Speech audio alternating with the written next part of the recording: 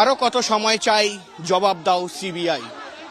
এই স্লোগান নিয়েই এই মুহূর্তে অভয়ার জাস্টিস চেয়ে, অভয়ার দ্রুত বিচার চেয়ে একেবারে ফের একবার পথে নামলো বামপন্থীরা। এবং মূলত আমার পিছনের যে ছবিটা, সেই ছবিটা দেখাই, যে প্রায় শয়ে শয়ে লোক এবং ডিওয়াইএফআই, এসইউসিআই থেকে শুরু করে ছাত্র সংগঠন এবং তরুণ থেকে প্রবীণ সবাই মিলে ফের একবার অভয়ার বিচার চেয়ে এই মুহূর্তে সিজিও কমপ্লেক্স অভিযানে যাচ্ছেন বামপন্থী নেতারা। এবং মূলত এই জায়গায় দাঁড়িয়ে বারবার করে তারা প্রশ্ন তুলছেন যে প্রায় 100 দিনেরও বেশি সময় অতিক্রম করে গিয়েছে এবং তার মধ্যে দ্রুত গতিতে তদন্ত যেমন হচ্ছে না, তার পাশাপাশি তারা বলছেন যে কোনোভাবেই কিন্তু কোনো কিছু এই তদন্তের মধ্যে এগোয়নি।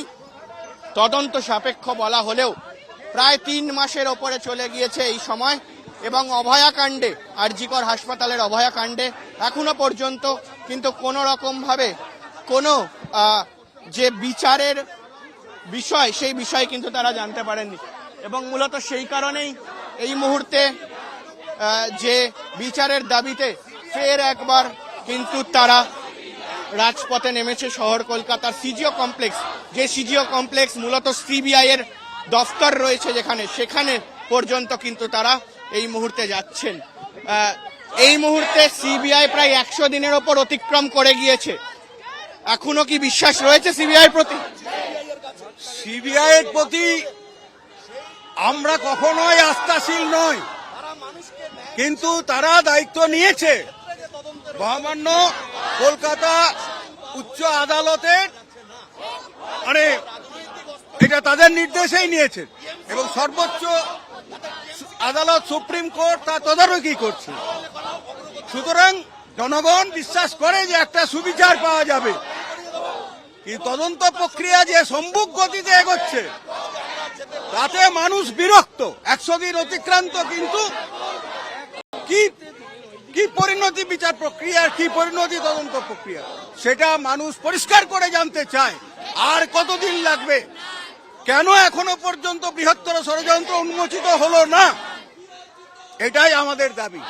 প্রার্থী হয়েছিলেন লোকসভা নির্বাচনে দেবদূত ঘোষ, তিনি রয়েছেন। তার পাশাপাশি সুজন চক্রবর্তী, সিপিআইএম নেতা, তিনি রয়েছেন।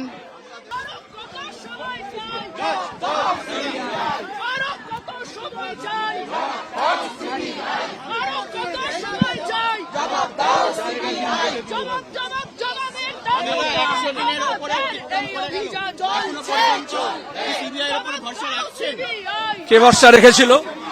আমরা প্রথম থেকেই বলেছি আমরা তদন্ত চাই এবং সত্যের গভীরে পৌঁছতে চাই।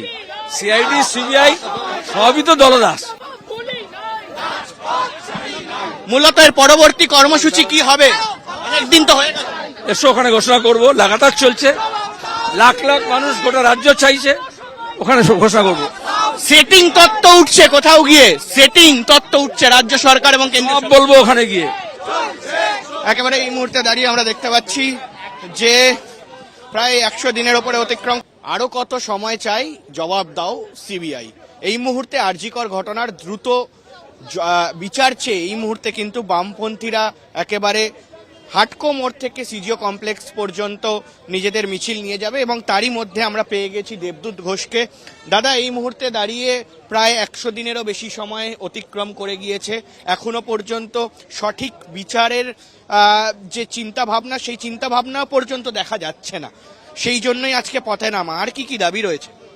দেখুন, স্বাস্থ্য ক্ষেত্রে সার্বিক যে দুর্নীতি হয়েছে, আজকেও কাগজে দেখলাম যে নিম্নমানের ক্যাথিটার ব্যবহার করার জন্য সংক্রমণ ছড়াচ্ছে, মানুষ মারা যাচ্ছে।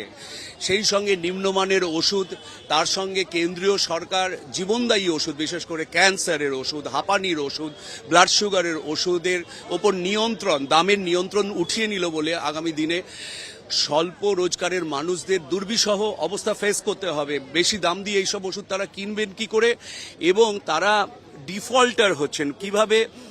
সেটা হচ্ছে ওষুধ কিছুদিন কেনার পরে পকেটে পয়সা থাকছে না, তারা ওষুধের একটা কোর্স থাকে, সেটা কন্টিনিউ করতে পারছে না। এই তো দেশের এবং রাজ্যের অবস্থা। এবং আমার মনে হয় আরজি করের ঘটনাটা একটা ছোট্ট ইন্ধন জুগিয়েছে মানুষের দীর্ঘদিনের যে ক্ষোভ জমে ছিল সেইটা বিস্ফোরণ ঘটাতে।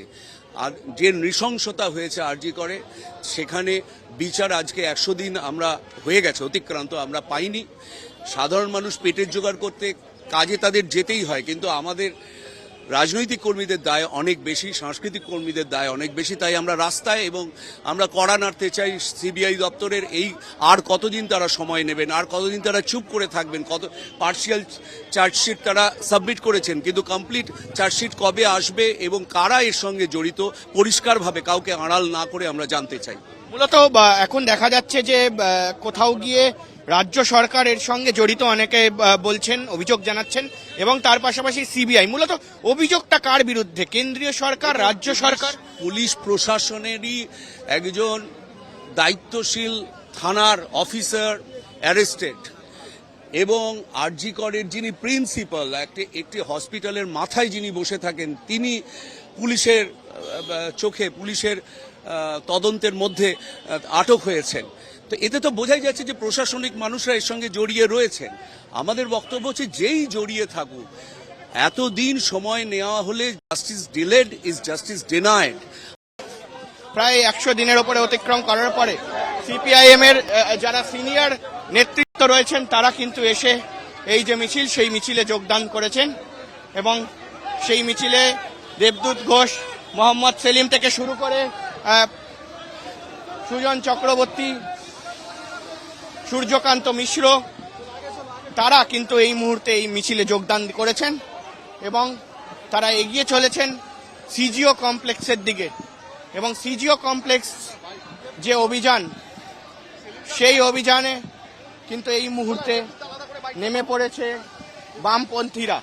মূলত আমরা এর আগেও দেখেছি যে বারে বারে অভয়ার বিচার চেয়ে বামপন্থী সংগঠনগুলি, ছাত্র সংগঠনগুলি তারা রাস্তায় নেমেছিল, কলকাতার রাজপথে নেমেছিল, এবং এখনো কিন্তু প্রায় 3 মাসেরও বেশি অতিক্রম করে যাওয়ার দরুন ফের একবার সিজিও কমপ্লেক্স অভিযানে সল্টলেকের রাস্তায় বামপন্থী সংগঠন।